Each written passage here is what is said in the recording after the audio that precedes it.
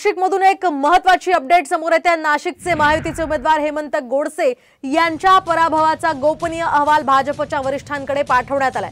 नाशिकमध्ये भाजपचे 3 आमदार आणि 65 माजी नगरसेवक असताना सुद्धा शहरामध्ये गोडसेंची पिछेहाट झाली आहे। त्यामुळे त्यांच्या पराभवाच्या कारणांचा शोध घेतला जाणार आहे। तर शिंदे गटाकडून सुद्धा पराभवाच्या कारणांचं विश्लेषण केलं जात असल्याची माहिती मिळते। नाशकात मित्र पक्षांची मदत झाली की नाही यासह इतर कारणांवर शिंदे गट विश्लेषण करत असल्याचं समजतंय। येत्या 1 ते 2 दिवसात मुख्यमंत्र्यांना याबाबतचा अहवाल सादर केला जाणार असल्याची माहिती मिळते। आपण पाहतोय नाशिकमध्ये हेमंत गोडसे यांचा पराभव झाला। राजाभाऊ वाजे यांनी त्यांना हरवलेलं आहे। मोठ्या मताधिक्याने खरं तर हा पराभव त्यांचा झालेला आहे आणि त्यामुळेच आता पराभवाची कारणं शोधणं शिंदे गटाकडून सुरू आहे।